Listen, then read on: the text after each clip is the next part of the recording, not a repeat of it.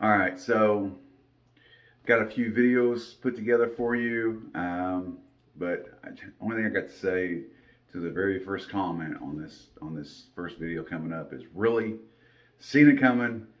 Still kind of don't believe somebody would say something, but I seen it coming. So,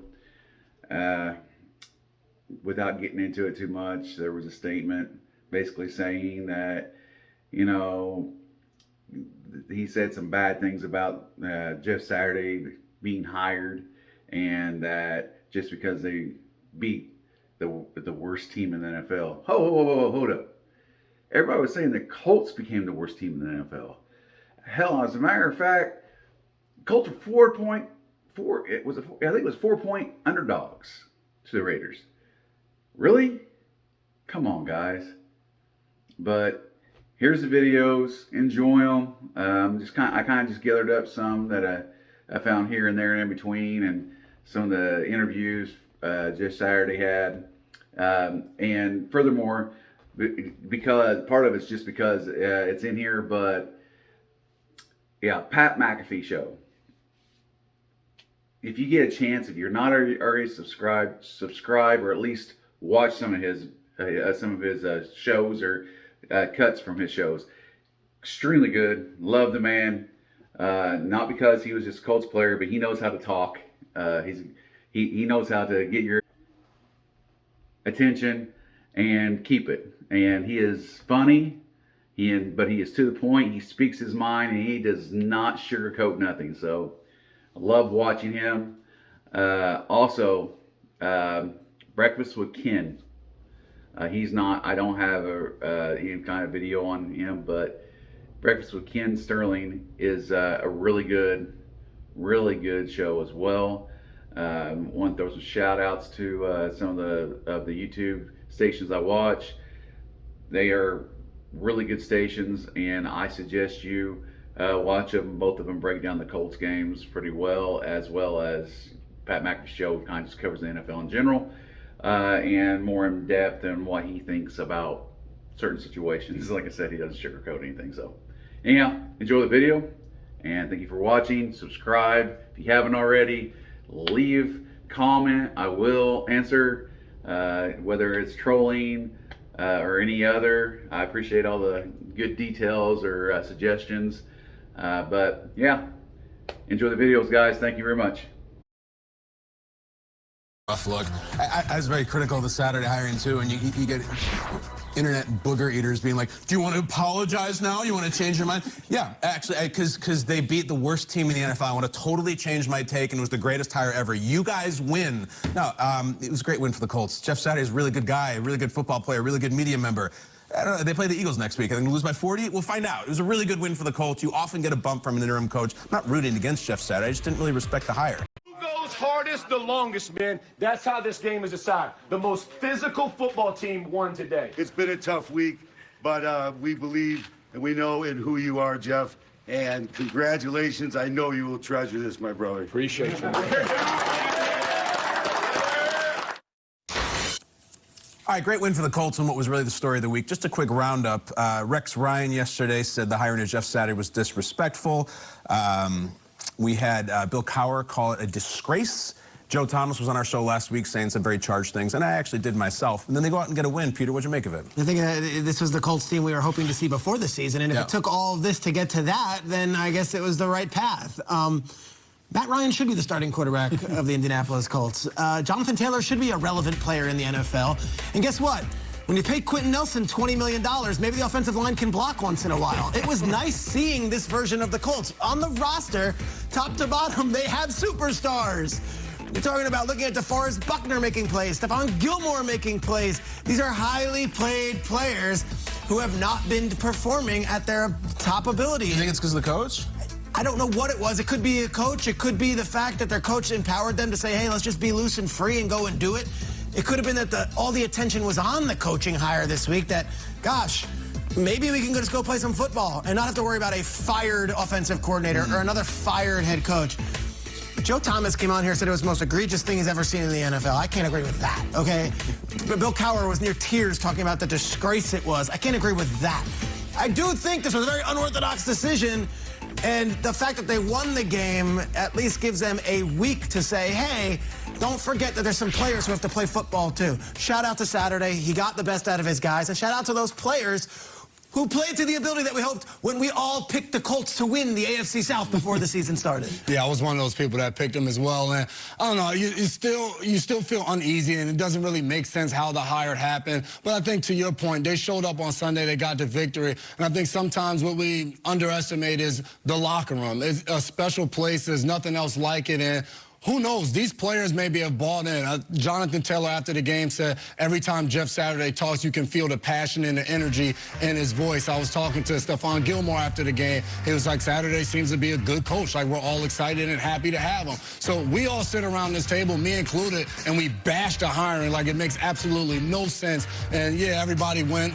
Bill Cowher, Joe Thomas, and Rex Ryan, everybody went all in and saying the things they said. But if the guys in the building and the guys in the locker room, if they believe it, I guess that's really all that matters, even though it still doesn't make a ton of sense to me personally, but who knows? I've been at this job for over 2 decades covering the NFL. Sometimes somebody shows up and they break a story immediately and you're like, where did that person come from? Or maybe somebody like Jason McCourty steps in and they're a natural on air and you're like, come on, man, I've been working hard at this. So, Josh McDaniels, I know what you're feeling today. It's not great. And guess what? That whole performance yesterday and this season is not great. So, yeah, it's a great story on the one side for Jeff Saturday and the Colts, but Josh McDaniels and the Raiders, I know there's some talk, is he on the hot seat? It would surprise me if he was bounced after 1 year. It would really surprise me.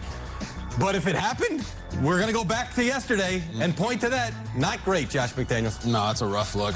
I was very critical of the Saturday hiring, too, and you get internet booger eaters being like, do you want to apologize now? You want to change your mind? Yeah, actually, because they beat the worst team in the NFL. I want to totally change my take, and it was the greatest hire ever. You guys win. No, it was a great win for the Colts. Jeff Saturday is a really good guy, a really good football player, a really good media member. I don't know, they play the Eagles next week. Are they going to lose by 40? We'll find out. It was a really good win for the Colts. You often get a bump from an interim coach. I'm not rooting against Jeff Saturday. I just didn't really respect the hire. I'm not alone either. Now is a man who, is despicable, disgusting, and definitely not prepared for the current title that he holds. Ladies and gentlemen, this man played 14 years in the NFL, 13 of them for the Indianapolis Colts. He's in the Indianapolis Colts Ring of Honor. A man who not only bled, sweat, and broke bones and ligaments playing for the horseshoe, is a man who's invested in the horseshoe and wants the best out of the horseshoe. That's why Jim Irsay called him in the middle of a game 1 week and 1 day ago and said, what are you seeing? Ladies and gentlemen, the interim head coach of the Indianapolis Colts, Jeff Saturday. Yeah! What's up, dude? What's up, bro? Let me just tell you, if I could take you everywhere with me as a hype man, dude, I mean, I know I can't afford you, but if I could, I would totally bring you. There's not a man who can make another man feel that good about himself besides you, dude. I appreciate it. Well, you deserve it, man. And I've been battling for you on these internet streets, and I know that you haven't known that because you've been so focused, which is what a head coach of an NFL team has to be. But let me just ask you how you're feeling right now. You're undefeated. There's no way you could have expected it. In your press conference, I know you said you were drinking from a fire hydrant or whatever. There was a lot coming in. You hadn't even had an offensive coordinator yet. This was on Tuesday. You hired Parks Frazier, 30-year-old. Great job, Parks. Great job, Parks. Yeah. But you give a victory Monday to the boys. I think it's so you can figure more shit out before they get back in the building. But how are you feeling right now in that first week? Just describe it pretty much to us if you could. Yeah, no, man. It was. It really was like drinking from a fire hydrant. It was fast and furious. A lot of decisions to be made. But here's the deal, man. All the guys that were here, they stepped up in an enormous way. Gus on the defensive side, Bubba with the special teams, and then from an offensive perspective, you're down basically two coaches / coordinators, right? Frank was calling it, and Marcus Brady, who was doing all the installation leading into. So I really taxed those guys offensively, especially, and so that was part of the victory Monday, right? Is to be able to get them back in the building, let things kind of settle. But as far as execution of it, I made some small changes and tweaks to practice schedules and schedules in general. I tried to keep as much kind of in line for what roles guys were playing and what expectations were going to be for them on Sunday and how the communication was going to occur. But again, it's just a matter of process, and I feel strongly about process and putting it in place. And those guys, man, they executed it to perfection. I've described it as an orchestra. Like when I watched it happen and listening to it on the headset and the communication, we had a couple bumps in the road, but man, all in all, it was really well done. How much were you a part of the strategy going in? Because obviously the offensive line and Jonathan Taylor looked vastly different than they had the rest of the season. I assume that was a part of the conversation you had with Jim in the middle of the Patriots game in which he called you. But it was real. Jonathan Taylor was an MVP candidate last year. This year, not at all. The offensive line becomes the highest paid offensive line in the league because they were really good. This year, not at all. Right. Did you make any tweaks? Did you feel hands-on? Or is that what you're going to do going forward? Yeah, I mean, listen, I probably spend, 85% of my time in the offensive room right now, and listen, there's not a whole lot I'm gonna be able to tell Gus or Fox or the rest of those guys in that room who've been coaching, 30 plus years or however long they've been coaching, and we just talk strategy. And Gus is great about coming in and explaining to me why he's doing what he's doing, and do I have any hesitation about it? And Bubba the same way. But offensively, those are the meetings that I've been in, and sitting in there, and hopefully my influence and what my expectations are. And again, we significantly reduced what we were going to do, and understanding that we're going to do maybe fewer things, but we're going to do those fewer things exceptionally well. And I felt like I armed our guys from a coaching staff perspective and players. Hey man, this is the call. And I'll be very frank. I called our offensive line out, and hey man, like this is on you, right? Here's the expectations of what you as players have to have. And those guys, man, they met it. There was no back down in them, and they appreciated the challenge. And you see JT, like that kid, he's special, and touches matter for him, and getting the run game going. But again, it's kind of all in for everybody. Is how do we balance this? And I want to make sure that everybody has input, and everybody did, man. And it was, but you've been with me in the locker room. Yeah, that's what I was about to say. So Jeff, yeah. That's what I'm about to say is like you calling out the offensive line, like that's very much who you are. And that's also like Jim Irsay knows that about you. And I think we had like an open discussion whenever we learned that you were going to be the head coach. And obviously a lot of people are looking at me to chit chat about it because I know you well, I know your family well, and I know you as your teammate. And I'm like, maybe Jim Irsay had been scouting like Jeff, like, hey, he has all the traits that you would want to be an NFL head coach. Now we have an opportunity to have like 9 weeks or whatever to see how it goes. You alluded to that in a press conference, like, hey, I might be good at this, I might not be. If I'm not, I have enough self-awareness to be out of here. But if I am, let's go ahead and continue to do this. Did you hear all the conversation about you not earning this role and you not being prepared for this role? Even though you played 13 years for the Indianapolis Colts, you fucking were the person that handled the CBA negotiations so football happened again. You've been in there, you've kept in touch, you've consulted. Did you hear all that? How do you block that out? And what are your thoughts about future players maybe becoming a little bit more fast-tracked into positions of importance whenever it comes to coaching in the NFL, and you maybe being a blueprint for that, Jeff? Is that pressure? Yeah. No, pressure? Or no. Yeah, no, listen, I love it. Part of the decision when my wife and I were talking about this and praying about it and considering it, I was at a place where I worked at ESPN where I watched, Boone go from, he and I talking about baseball on a Sunday night to being the manager of the Yankees, right? I saw, a ton of basketball guys come in, and all of a sudden they are, head coaches at different organizations. And I've watched it. And the truth is I hadn't seen it happen in the NFL. I'm sure it has happened at some point, but, I wasn't familiar with it. And as Karen and I were sitting down and talking, I was like, man, I feel like this opportunity, I feel led by God to do it, as we prayed about it and talked about it. And I felt very strongly about it. Like this wasn't a, I'm inconclusive about this. And me, man, as well.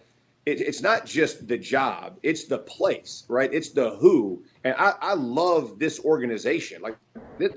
This group changed my life, and whether it's Frog in the equipment room or T or, Hambone and EB and the training staff and the media relations, it's not just players and coaches, y'all. This is an organization, a community that I love. And so when I hear and ask of, would you consider, it's emotional for me as well, that I love these people and I care about these people. I want to do the best for them, man. And if I can help in any way, and I felt like I could. And listen, you've known me. People don't know me. I do not mix words, and I'm very comfortable in uncomfortable circumstances. That doesn't bother me either. And so whatever position it is, I have no problem looking at someone and saying, hey, here's the level of accountability we're going to be at. And I'm good doing that. And I feel like that from a head coaching perspective, that's what your role is, to motivate the men, to direct the men, to give clear vision and concise and precise information, then allow all the other guys to empower those coaches to make them the best players. And that's my call, man. And I'm doing it. And as far as like people saying stuff, man, God's my protector, but he defends me. I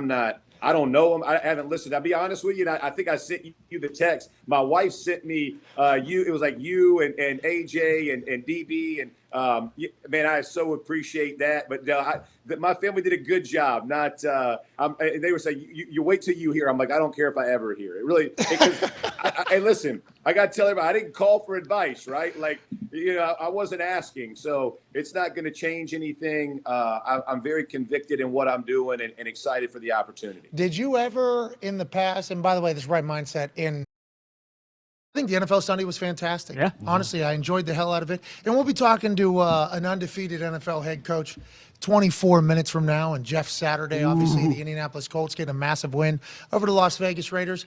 And it has been a little bit difficult to kind of sit here and relax, and not just completely go banana land about Jeff Saturday, friend of mine, former teammate, taking over the Indianapolis Colts team, which was completely inept before this week. It's been difficult not to just, kind of start diving into the hypocrisy of the fucking losers on television who felt the need to be puppets. Oh, tell me what to say. Tell me how I should feel. You're putting me on your television. I don't have any actual thoughts of my own, because if I did have thoughts of my own, it wouldn't sound anything like what I'm saying right now. For instance, Joe Thomas, one of those humans who we have a lot of respect for. A lot of respect for Joe Thomas on the football field, okay? Joe Thomas was great left tackle. Terrible teams, great left tackle. Never made the playoffs. Great left tackle. Yep. Every year he suited up and booted up and thought he was going to make the playoffs and be the person that was going to turn around the Cleveland Browns. He did his job. The rest of the Browns didn't. He gave a compelling argument about how disgraceful and disgusting it is that not only that Jeff Saturday was hired as an interim head coach, which means the head coach got fired. We got to finish this season. It is a fucking shit show. As an interim head coach, not a full-time head coach, not only him being hired, but Jeff Saturday even accepting the job. How did Jeff Saturday even think that he was ready for this type of position? What type of arrogance and ignorance and what type of piece of shit is basically what Joe Thomas was saying. Once again, probably being a puppet, being told to say these types of things. Put me on TV, I don't have a job yet, probably do that whole thing. And that's so funny because Joe Thomas was on our show, and I didn't remember this until a guy named Nick Scroggins, I believe his name was on Twitter, sent us this video numerous times yesterday. This is what Joe Thomas said whenever I asked him about the Cleveland Browns potentially needing an interim head coach just a couple years ago. Who would want to be the head coach for the Browns, and why aren't you potentially going to be the head coach of the Browns? Well, I think this might be time to maybe make a spoiler alert that I'm throwing my hat in, and I'd like to be the next coach of the Cleveland Browns. Okay, so Joe Thomas said he would like to be the next coach of the Cleveland Browns whenever they were looking for a new coach. Why did Joe Thomas at that point think 3 years ago, that he had any fucking right in even saying that he could be? Is it because he's the greatest player they've had? Is it because he spent years and years and years and years in that building with the turnover, with what saw that team be good and saw what that team was terrible at doing? Is it because he maybe thought he knew football pretty well? Is it because he thought he knew the NFL pretty well? Did Joe Thomas say to us on January 3rd, 2020, that he would throw his name into a hat? He didn't say that, but his name into the hat to become the next head coach of the Cleveland Browns because he thought he might be the only one that really cares about the Browns enough to turn them around and make them a good program? Or did he say that because he wanted to spit in the face of every single coach that has had to work and grind and sleep on couches before getting that opportunity of being one of only 32 NFL head coaches? So he's either disrespectful or he thought that he could maybe do something that nobody else could do with the Cleveland Browns. Either or, pretty disrespectful to all the coaches that he had met and talked to in the past. Now, I don't think Joe Thomas is a bad guy. I think he's a puppet. I don't think he's a bad guy. I think he felt obligated to say something because somebody told him how disrespected they felt, as opposed to looking at it from a realistic point of view. This is an interim head coaching role. The Indianapolis Colts have underwhelmed everybody on earth, including their fan base, literally since the jump this season when they tied the fucking Houston Texans in Houston. And the Houston Texans are the Houston Texans. Yeah.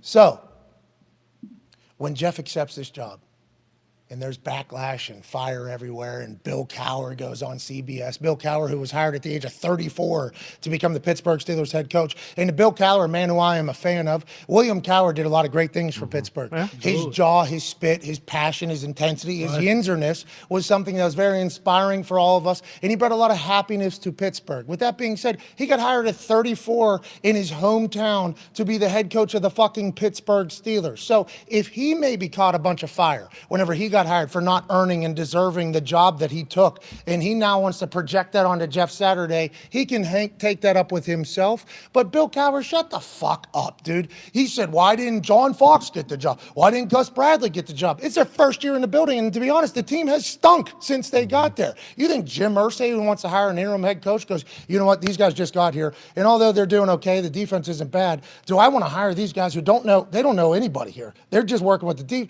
They don't know the building. They don't know how we operate. They literally just fucking got here and our team hasn't been good. Jim Irsay says, do I want to hire them? Or Jim Irsay say, you know what?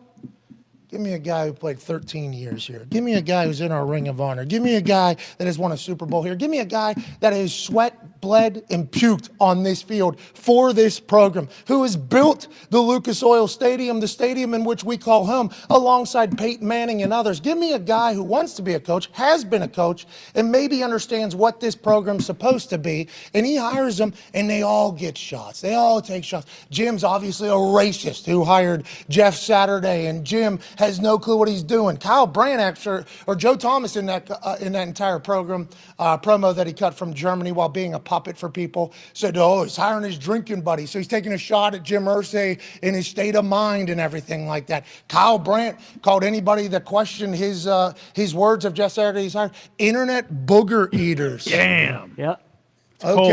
Okay, these people. Jeff Saturday, former player, gets a head coaching opportunity. Jeff Saturday gets an entire group to buy in. Jeff Saturday could potentially be the next blueprint for what teams might do in hiring former players, which, by the way, I believe, and I got a lot of people telling me that that's a wrong assumption, but those people are obviously right more often than not. I'd assume these people on the internet. I believe that this will help with the minority coaching percentages in the NFL if former players are able to get fast-tracked to more important positions, as opposed to having to wait around and do bullshit that you're supposed to do whenever you're 22, 23, 24, 25 years old. Instead, they're in their 30s because they had a very prolific NFL football career. Jeff Saturday couldn't have got hired at 34 to be the head coach of the Indianapolis Colts because Jeff Saturday was playing for the Indianapolis Colts. Bill Cowher got hired as a head coach at the age of 34. Jeff couldn't have done that because he was fucking trying to win for the Indianapolis Colts. I just think the backlash was absurd. I think the win was huge. And if you see the team and how that offensive line performed,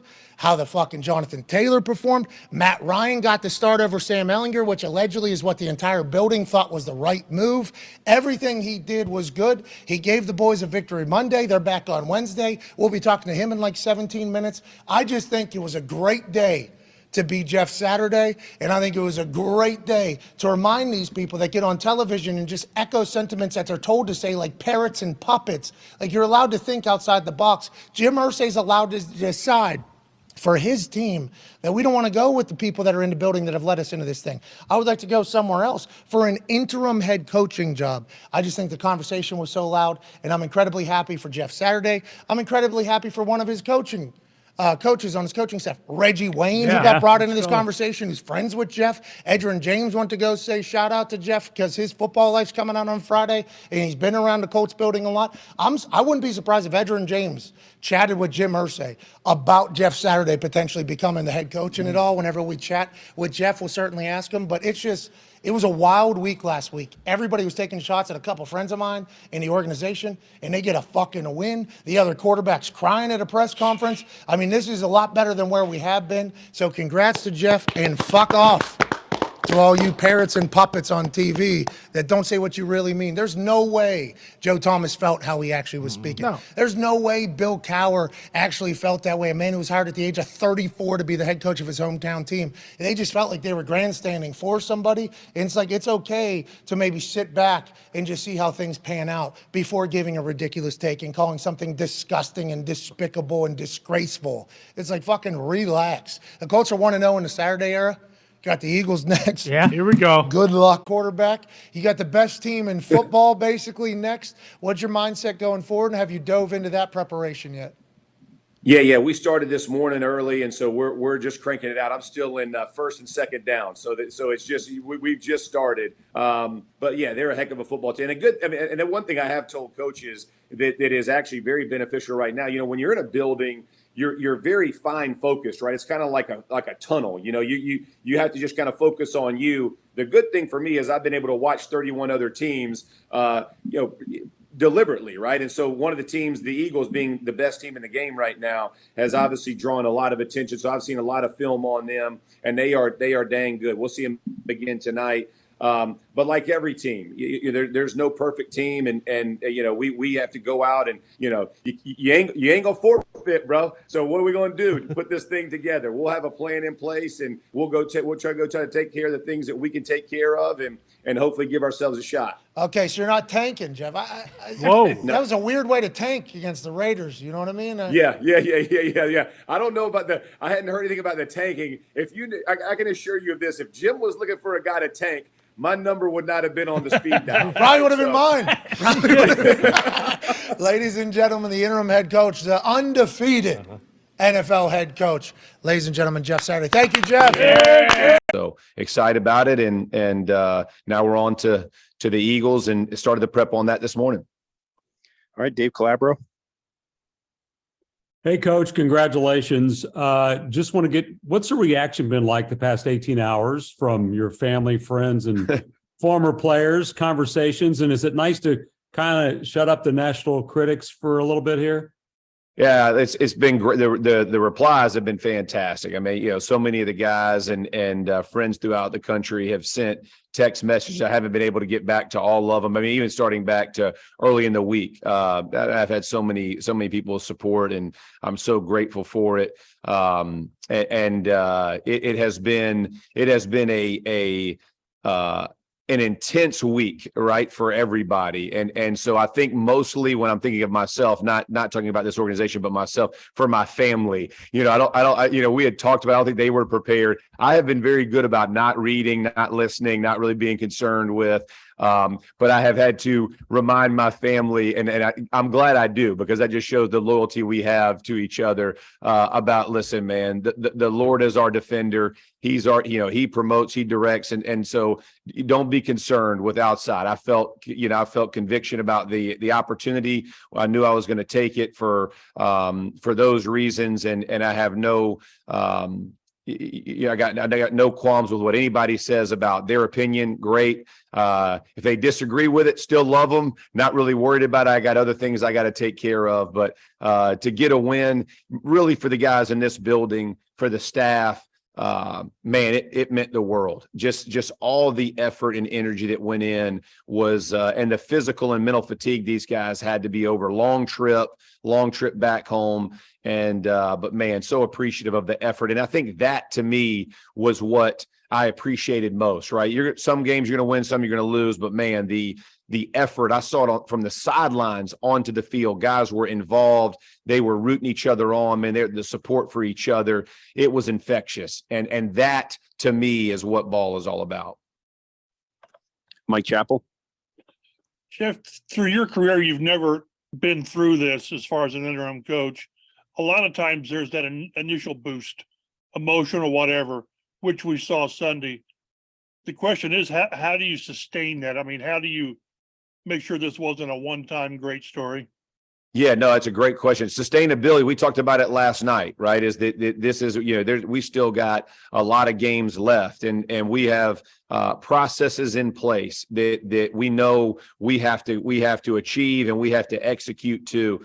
And so we talked about that last night on the plane ride home. Hey, here's, making sure roles were clarified, anything that had to be moved around or adjusted a little bit. The biggest adjustments that I've made so far, most likely, from a scheduling point, I want to make sure that's not taxing the staff even more, because the process to me is the most important. And so, how do you kind of get yourself around the ebbs and flows of the league? I learned this from Tony and Jim Caldwell, is the process doesn't change, right? We understand the key contributors to wins, turnover ratios, special teams, right? Not giving up big plays, making big plays, making sure that we're checking all of those boxes along with our install game plans, the thought process, make sure we're not losing the macro view or the micro view, keeping it all kind of tied in. And to me, that's my job right now, is making sure that we're not missing on those areas. And I feel like everybody's on top of it. And again, as excited as we were about beating the Raiders, we got to go play the Eagles. The game don't change. It keeps moving on. So we got another opportunity this week, and we're excited about it. Just a quick follow-up. So it's not so much about what you guys did emotionally. It's it's the execution efficiency moving forward. Yeah, 100%. Right. I mean, and I talked about, execution to me, when I define this out to players about how we were going to do this, execution is doing exactly what we're coached to do, so that if we have to solve problems mid-game, we understand where everybody was supposed to be so that we can make an adjustment. If we got guys ad-libbing or not quite doing it or not quite bought in, that's when we can't make adjustments, and that's when bad goes to worse. So giving up one bad play isn't an issue. It's that, hey, we weren't in the spot we were supposed to be. We made a mental error. We weren't in the places we were supposed to be. Yeah, I thought, listen, from an emotional perspective, to me, emotion usually runs out about midway through the first quarter. Now we're execution, right? And that, I played it a long time. I know the ebbs and flows of the way the games feel until the middle or of the fourth quarter, kind of how all those things feel and look. And so making sure that the process clears up so many of those issues, that it's not just being carried on emotion, because you and I both know, Chap, that can wear out on you. You got to make sure that you're mentally focused and prepared to do it play after play.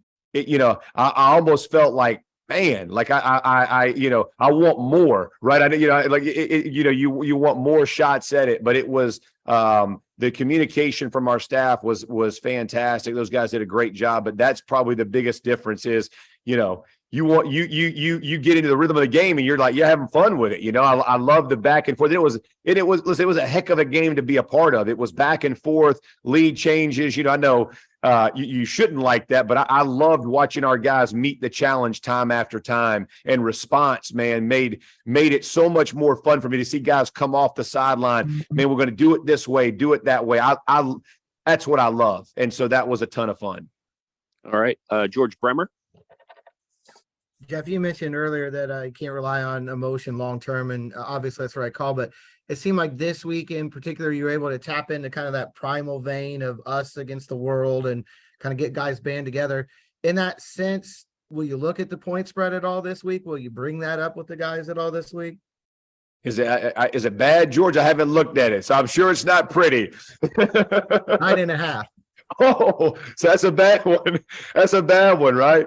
Now, listen, man, I'm not sweating that. I don't know. I don't know that we were I'm not sure who was favored in the last one, but it probably wasn't our way. But when I look at those things, I've been around this game a long time, man, and I know that there is perception and there is reality. And I think Tony Dungy used to do a fantastic job, and I try to replicate that of, hey, here's the perception of who we are, and here's the reality. Here's a perception of who the team we're playing is. Here's the reality. We have to live in the reality, not the perception. And here's the way that we have to go at and attack this football team if we want to give ourselves a chance. So that won't change for me, George, irrespective of the point spread or whatever that is. But again, I think the men know the challenge before them, and I expect them to meet the standard.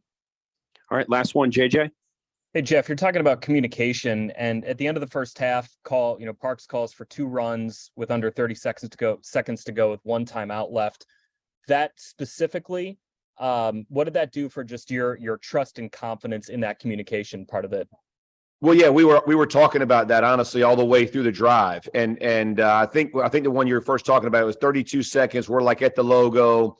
And I knew we had 1 timeout. I was staying by I was going to stay by the side judge, and I knew if it's in the middle, we're going to let this one roll. We're going to hit another one. JT did a fantastic job on that last run of getting down where I could bust the timeout at 3 seconds, making sure you're not trying to make that extra yard, right? That we're trying to get ourselves in better field goal position. Thought execution was perfect. Really did it well.